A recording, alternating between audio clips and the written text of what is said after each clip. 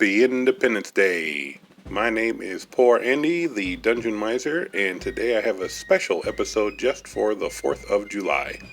And what better way to celebrate a war of independence than by blowing stuff up? So for this special holiday project, I'm taking a monster from the Warhammer 40k game, the Bomb Squig. This creature is the infamous nasty sidekick for Warhammer orcs and goblins. Basically just an ugly head on legs with a tail strapped down with explosives.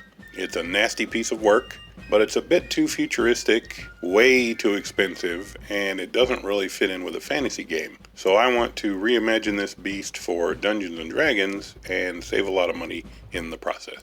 First, I want to get some goblins. Games Workshop goblins are well made, but not only are they too expensive, but I think they are too large and too iconic for my D&D games. My go-to instead is the Caesar line of goblins. As you can see, this brand is exactly 1/72 scale, about half the size of the usual miniatures.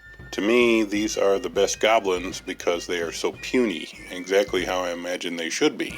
Also, for the price of one Games Workshop unit of goblins, you can get 70 Caesar goblins, so they are a perfect fit for cheapos like me. For the squig itself, I'm using 2 dinosaurs from the SCS Direct line. A squig is just a big nasty head on 2 legs, so I'm snipping the head off of the Tyrannosaurus. Then I snip this little whatever-saurus in half. Then I connect the head to the body.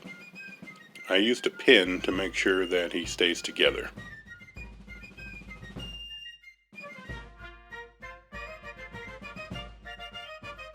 There is a little bit of a gap where the 2 parts meet, so I'm going to fix that with a little cotton twine to serve as a rope collar.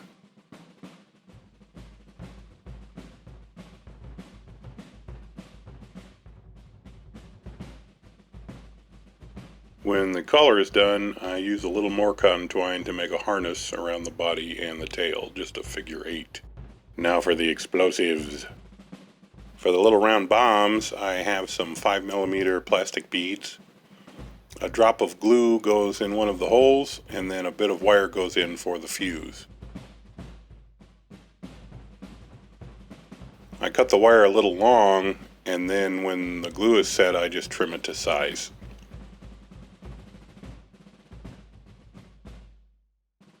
You can make a pile of these in no time. I couldn't resist making some dynamite also, so I trimmed the plastic stem of a cotton swab into roughly 8mm lengths. Then a bundle of 3 of them gets glued together.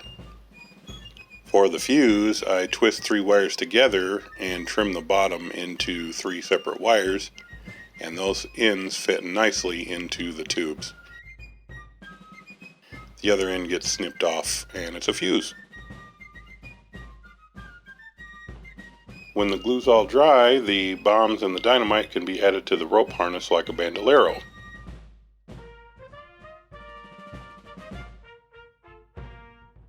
I also strapped a bundle of dynamite to the tail for extra pop. For the goblins, I put 2 on one base to keep it simple. I made a spear team to goad the squig forward towards the targets, and a bomb throwing team to trigger the big bomb and to generally be a menace. Don't ask me how these sneaky little greenskins got their hands on the gunpowder, but here they are, base, prime, and paint, and that's my Poorhammer version of a bomb squig. This was lots of fun to make, and it didn't cost a lot to get this silly monster for my game.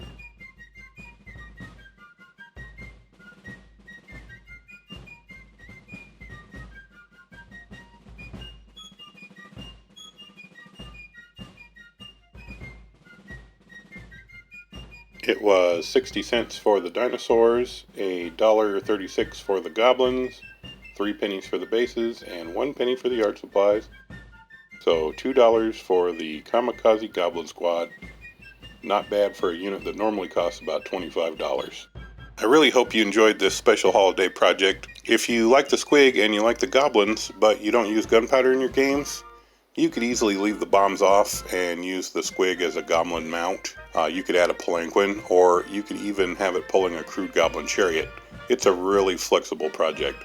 Thanks again for watching, and don't forget to like, comment, and subscribe for more fun and inexpensive miniatures projects. God bless America, and have a safe and happy holiday.